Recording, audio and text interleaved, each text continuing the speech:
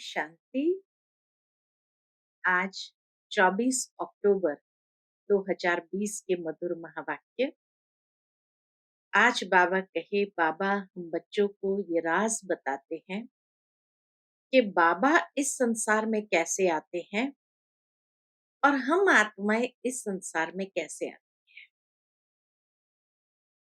हम कैसे 5000 साल पहले आए और फिर अनेक जन्म पुनर्जन्म लेते गए और बाबा अंत में एक ही बार आते। बाबा रूहानी शम्मा है और हम सभी परवाने हैं और हम सभी परवाने उस शम्मा पर फिदा होते हैं। बाबा कहे यही दीपावली का यादगार है। सच्ची दीपावली उसी को कहेंगे। सुनते हैं बाबा के मधुर महावाक्य। ओम शांति। मीठे बच्चे, तुम हो सच्चे सच्चे परवाने जो अभी शम्मा पर फिदा होते हो। इस फिदा होने का ही यादगार यह दीपावली है। प्रश्न है, बाबा ने अपने बच्चों को कौन सा समाचार सुनाया है? उत्तर है, बाबा ने सुनाया, तुम आत्माएं निर्वाण धाम से कैसे आती हो और मैं कैसे आता हूँ। मैं कौन हूँ, क्या करता हूँ, कैसे राम राज्य स्थापन करता हूँ, कैसे तुम बच्चों को रावण पर विजय पहनाता हूँ। अभी तुम बच्चे इन सब बातों को जानते हो। तुम्हारी ज्योति जगी हुई। आज की मुरली का गीत है, तुम ही हो माता पिता तुम ही। ओम शांति। मीठे मीठे रूहानी बच्चों ने गीत सुना। आत्माओं ने इन जिस्मानी कर्मेंद्रिय से गीत सुना। गीत में पहले तो ठीक था, तुम ही हो माता पिता तुम ही हो। तो बाबा कहे पहले तो ये ठीक था, पिछाड़ी को फिर भक्ति के अक्षर थे कि तुम्हारे चरणों की धूल है। अब बच्चे चरणों की धूल थोड़ी होते हैं, ये रॉन्ग है। बाप बच्चों को राइट अक्षर समझाते हैं। बाप आते भी वहां से हैं जहां से बच्चे आते हैं, वह है निर्वाण धाम। बच्चों को सबके आने का समाचार तो सुनाया, अपना भी सुनाया कि मैं कैसे आता हूं, आकर के क्या करता हूं। राम राज्य स्थापन करने अर्थ रावण पर विजय पहनाते हैं। बच्चे जानते हैं राम राज्य और रावण राज्य इस पृथ्वी पर ही कहेंगे। अभी तुम विश्व के मालिक बनते हो। धरती आसमान सूर्य आदि सब तुम्हारे हाथ आ जाते हैं। तो कहेंगे रावण राज्य सारे विश्व पर और राम राज्य भी सारे विश्व पर है।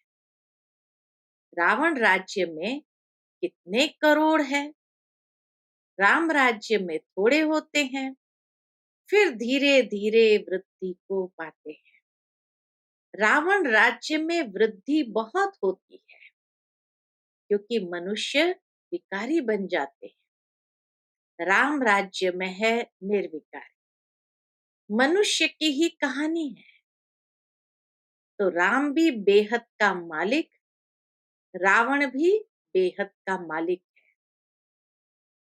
अभी कितने अनेक धर्म है, गाया हुआ है अनेक धर्मों का विनाश बाबा ने सारे झाड़ पर भी समझाया है। बाबा अनेक धर्मों का विनाश बाबा कहे झाड़ पर भी समझाया है। अब दशहरा मनाते हैं, रावण को जलाते हैं। यह है हद का जलाना। तुम्हारी तो है बेहद की बात। रावण को भी सिर्फ भारतवासी ही जलाते हैं, विदेश में भी जहां जहां भारतवासी जास्ती होंगे वहां भी जलाएंगे, है ना। तो भारत में तो जलाते ही है, लेकिन बाबा कहे विदेश में भी जहां जहां भारतवासी जास्ती होंगे वहां भी जलाएंगे। वह है हद का दशहरा। दिखाते हैं लंका में रावण राज्य करते थे, सीता को चुराकर लंका में ले गया। यह हो गई हद की बात।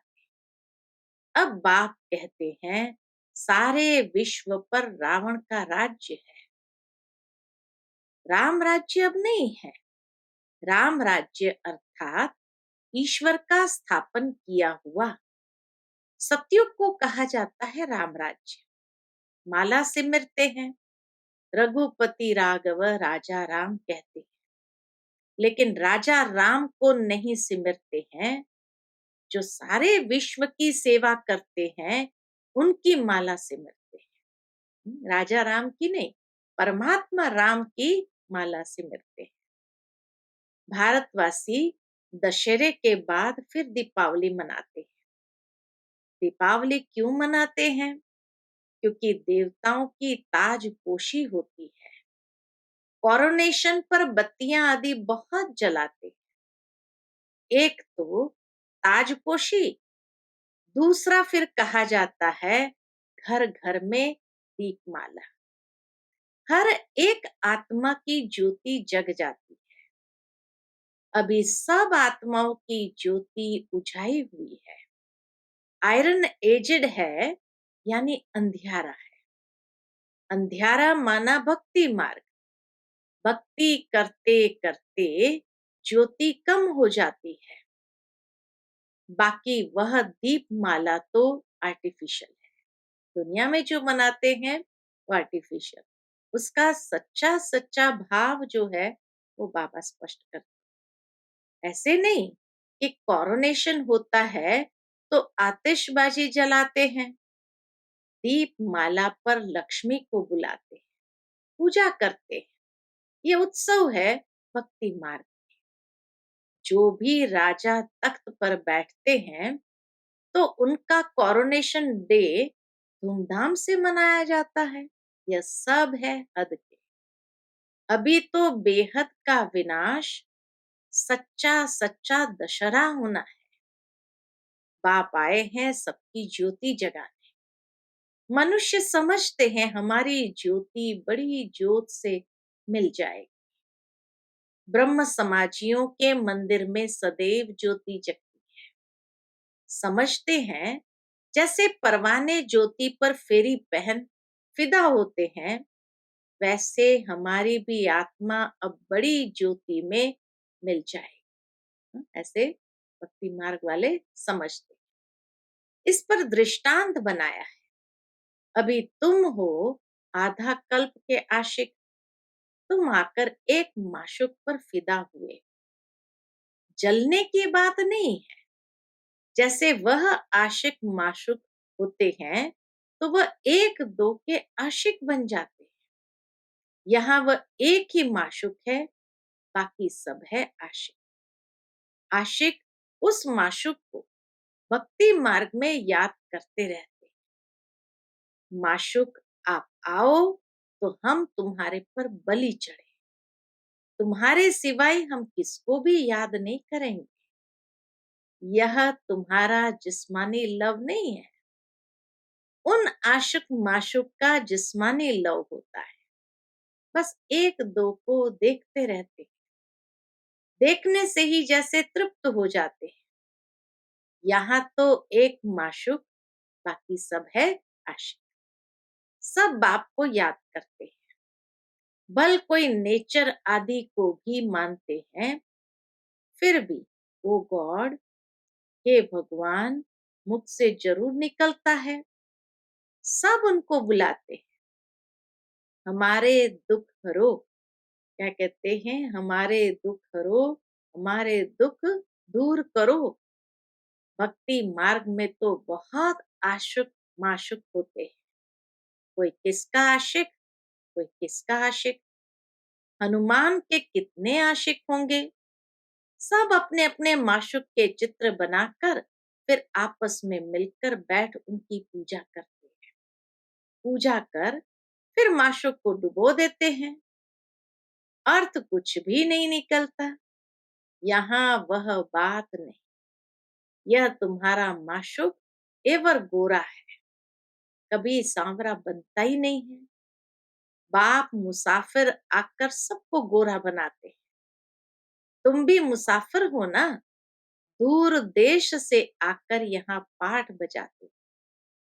तुम्हारे में भी नंबरवार पुरुषार्थ अनुसार समझते हैं। अभी तुम त्रिकालदर्शी बन गए हो। रचता और रचना के आदि मध्य अंत को जानते हो, तो तुम हो गए त्रिकालदर्शी ब्रह्मा कुमार कुमारियां। जैसे जगत गुरु आदि का भी टाइटल मिलता है ना, तुमको यह टाइटल मिलता है। बाबा ने कौन सा टाइटल दिया? त्रिकालदर्शी ब्रह्मा कुमार कुमारी। तुमको सबसे अच्छा टाइटल मिलता है स्वदर्शन चक्रधारी। तुम ब्राह्मण ही स्वदर्शन चक्रधारी हो या शिव बाबा भी है? तो किसी ने कहा शिव बाबा भी है। हाँ, क्योंकि स्वदर्शन चक्रधारी आत्मा होती है ना, शरीर के साथ। बाप भी इसमें आकर समझा। शिव बाबा स्वदर्शन चक्रधारी न हो तो तुमको कैसे बनाए? वह सबसे सुप्रीम ऊंचते ऊंच आत्मा है। देह को थोड़ी कहा जाता है। वह सुप्रीम बाप ही आकर तुमको सुप्रीम बनाते। कितना नशा चढ़ाते बाबा। स्वदर्शन चक्रधारी आत्माओं के सिवाय कोई बन न सके। कौन सी आत्मा है? जो ब्राह्मण धर्म में है। जब शूद्र धर्म में थे तो नहीं जानते थे। अब बाप द्वारा तुमने जाना है। इतनी अच्छी अच्छी बातें हैं। तुम ही सुनते हो और खुश होते हो। बाहर वाले ये सुने तो आश्चर्य खाए। ओहो, ये तो बहुत उच्च ज्ञान है।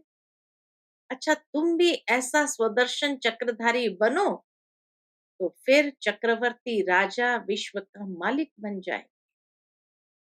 यहाँ से बाहर गए, खलास। माया इतनी बहादुर है, यहाँ की यहाँ रही। जैसे गर्भ में बच्चा अंजाम यानी वायदा कर निकलता है, फिर भी वहां की वहां रह जाती। तुम प्रदर्शनी आदि में समझाते हो, बहुत अच्छा अच्छा करते हैं, नॉलेज बहुत अच्छी है। मैं ऐसा पुरुषार्थ करूंगा, यह करूंगा, बस बाहर निकला, वहां की वहां रही। परंतु फिर भी कुछ न कुछ असर रहता है। ऐसे नहीं कि वह फिर आएंगे नहीं। झाड़ की वृद्धि होती जाएगी। झाड़ वृद्धि को पाएगा तो फिर सबको खींचेगा। हाँ? झाड़ वृद्धि को पाएगा तो फिर सबको खींचे। अभी तो यह है रौरव नर्क। गरुड़ पुराण में भी ऐसी ऐसी रोचक बातें लिखी है जो मनुष्य को सुनाते हैं ताकि कुछ डर रहे। उनसे ही निकला है कि मनुष्य सर्प बिच्छू आदि बनते हैं। बाप कहते हैं, मैं तुमको विषय वैतरणी नदी से निकाल क्षीर सागर में भेज देता। विषय वैतरणी नदी से निकाल क्षीर सागर में भेज देता। असल तुम शांति धाम के रहवासी थे। बाबा कहे कहाँ के रहवासी थे? असल में तुम शांति धाम के निवासी थे। फिर सुखधाम में पाठ बजाने आए। अभी फिर हम जाते हैं शांति धाम और सुख धाम। यह धाम तो याद करेंगे ना। गाते भी है, तुम मात पिता हम बालक थे। वह सुख घनेरे तो होते ही है सतयुग में, अभी है संगम। यहाँ पिछाड़ी में त्राही त्राही करें, क्योंकि अति दुख होता है। फिर सतयुग में अति सुख होगा। अति सुख और अति दुख का ये खेल बना हुआ है। विष्णु अवतार भी दिखाते हैं, लक्ष्मी नारायण का जोड़ा जैसे ऊपर से आते हैं। अब ऊपर से शरीरधारी कोई आते थोड़ी, ऊपर से आती है तो हर एक आत्मा है। बाबा कहे ऊपर से तो हर एक आत्मा आती है, परंतु ईश्वर का अवतरण बहुत विचित्र है। वही आकर भारत को स्वर्ग बनाते। उनका त्योहार शिव जयंती मनाते। अगर मालूम होता कि परमपिता परमात्मा शिव ही मुक्ति, जीवन मुक्ति का वर्षा देते हैं, तो फिर सारे विश्व में गॉड फादर का त्योहार मनाते, बेहद के बाप का यादगार मनाए। तब जब समझे कि शिव बाबा ही लिबरेटर गाइड है, उनका जन्म ही भारत में होता है। शिव जयंती भी भारत में मनाते हैं, परंतु पूरी पहचान नहीं तो हॉलीडे भी नहीं करते हैं। बाबा को ये जरूर रहता है कि शिव जयंती पर हॉलीडे भी नहीं करते हैं। जो बाप सर्व की सदगति करने वाला, उनकी जन्मभूमि जहां अलौकिक कर्तव्य आकर करते हैं, उनका जन्मदिन और तीर्थ यात्रा तो बहुत मनानी चाहिए। तुम्हारा यादगार मंदिर भी यहाँ ही है, परंतु किसको पता नहीं है कि शिव बाबा ही आकर लिबरेटर गाइड बनता है। कहते सब है, बाबा कहते सब है कि सब दुखों से छुड़ाकर सुखधाम में ले चलो, परंतु समझते नहीं। भारत बहुत ऊंचते ऊंच खंड है, भारत की महिमा अपरंपार गाई हुई है। वहां ही शिव बाबा का जन्म होता है। उनको कोई मानते नहीं, स्टैंप नहीं बनाते, औरों की तो बहुत बनाते रहते हैं। अब कैसे समझाया जाए जो इनके महत्व का सबको पता पड़े। शिव बाबा के महत्व का सबको पता पड़े, ऐसा क्या समझाया जाए। विलायत में भी सन्यासी आदि जाकर भारत का प्राचीन योग सिखलाते। जब तुम यह राजयोग बताएंगे तो तुम्हारा बहुत नाम होगा। बोलो, राजयोग किसने सिखाया था? ये किसको पता नहीं है। कृष्ण ने भी हठ योग तो सिखाया नहीं। यह हठ योग है सन्यासियों का, जो बहुत अच्छे पढ़े लिखे हैं, जो अपने को फिलोसोफर कहलाते हैं, वह इन बातों को समझ और सुधर जाए। कहे हमने भी शास्त्र पढ़े, परंतु अब जो बाप सुनाते हैं वह राइट है। ये अंत में शायद उनके मुख से भी निकलेगा, बाकी सब है रॉन्ग। तो यह भी समझे कि बरोबर बड़े ते बड़ा तीर्थ स्थान यह है जहां बाप आते हैं। तुम बच्चे जानते हो, इसको कहा जाता है धर्म भूमि।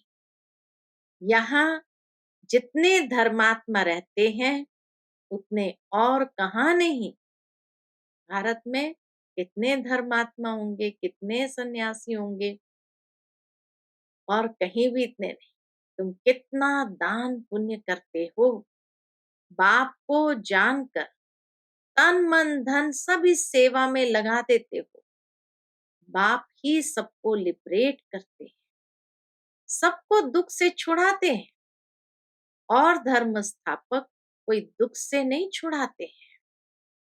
वह तो आते ही है उनके पिछाड़ी, नंबरवार सब पाठ बजाने आते हैं। पाठ बजाते बजाते तमो प्रधान बन जाते हैं, फिर बाप आकर सतो प्रधान बनाते हैं। तो ये भारत कितना बड़ा तीर्थ है। भारत सबसे नंबर 1 उच्च भूमि है।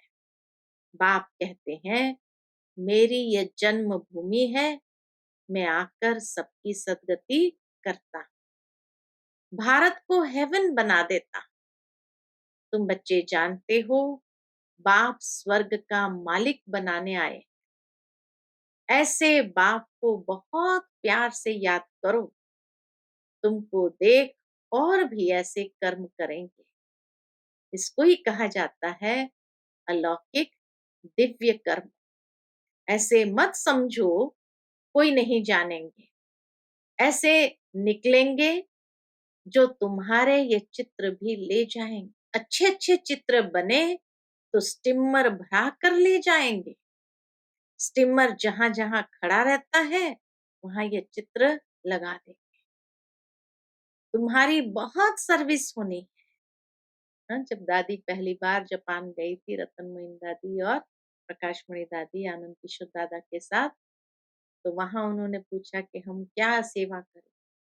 तो झाड़ का, त्रिमूर्ति आदि का चित्र यहाँ से लेके गए, तो कहा यही छपवा के दो। तो इतने छपवा के दिए, जो स्टीमर में जब आ रहे थे तो जगह जगह पर इन्होंने ये चित्र बांटे।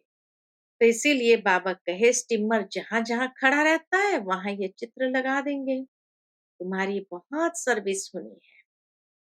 बहुत उदार चित हुंडी भरने वाले सांवल शाह भी निकलेंगे, जो ऐसे काम करने लग पड़ते हैं, ताकि सबको मालूम पड़े कि ये कौन है जो इस पुरानी दुनिया को बदल और नई दुनिया स्थापन कर। तुम्हारी भी पहले तुच्छ बुद्धि थी, अभी तुम कितने स्वच्छ बुद्धि बने। जानते हो, हम इस ज्ञान और योग बल से विश्व को हेवन बनाते, बाकी सब मुक्ति धाम में चले जाएं। तुम्हें भी अथॉरिटी बनना है। बेहद के बाप के बच्चे को ना शक्ति मिलती है याद से। बाप को वर्ल्ड ऑलमाइटी अथॉरिटी कहा जाता है। सभी वेद शास्त्रों का सार बताते हैं। तो बच्चों को इतना उमंग रहना चाहिए सर्विस का। मुख से ज्ञान रत्नों के सिवाय और कुछ न निकले। तुम हर एक रूप बसंत हो। तुम देखते हो सारी दुनिया सब हरी भरी बन जाती, सब कुछ नया, वहां दुख का नाम नहीं।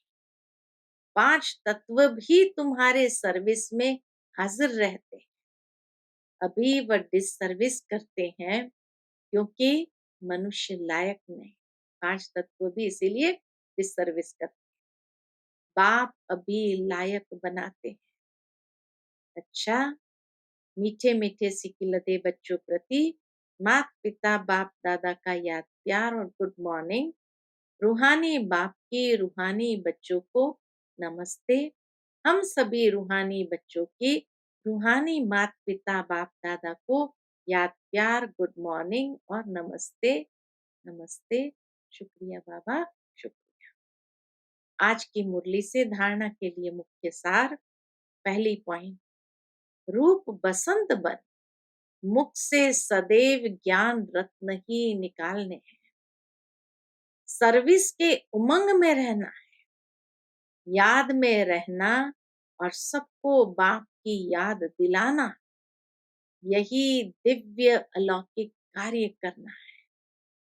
दूसरी पॉइंट, सच्चा सच्चा आशिक बन, एक माशूक पर फिदा होना है, अर्थात बलि चढ़नी है, तभी सच्ची दीपावली होगी। आज का बाप दादा का वरदान है, गृहस्थ व्यवहार और ईश्वरीय व्यवहार दोनों की समानता द्वारा सदा हल्के और सफल भव। गृहस्थ व्यवहार और ईश्वरीय व्यवहार दोनों की समानता द्वारा सदा हल्के और सफल भव। सभी बच्चों को शरीर निर्वाह और आत्म निर्वाह की डबल सेवा मिली हुई है, लेकिन दोनों ही सेवा में समय का, शक्तियों का समान अटेंशन चाहिए, चाहे शरीर निर्वाह हो या आत्म निर्वाह हो, दोनों में समय और शक्तियों का समान अटेंशन चाहिए। यदि श्रीमत का कांटा ठीक है तो दोनों साइड समान होंगे, लेकिन गृहस्थ शब्द बोलते ही गृहस्थी बन जाते हैं तो बहानेबाजी शुरू हो जाती है। इसलिए गृहस्थी नहीं, ट्रस्टी है। इस स्मृति से गृहस्थ व्यवहार और ईश्वरीय व्यवहार दोनों में समानता रखो तो सदा हल्के और सफल रहे। आज का स्लोगन है, फर्स्ट डिवीजन में आने के लिए कर्मेंद्रिय जीत माया जीत बनो। फर्स्ट डिवीजन में आना है तो कर्मेंद्रिय जीत माया जीत बनो। Om Shanti. To watch Peace of Mind channel videos on YouTube, subscribe us on youtube.com/tvpeaceofmind. Just a click for a peaceful life.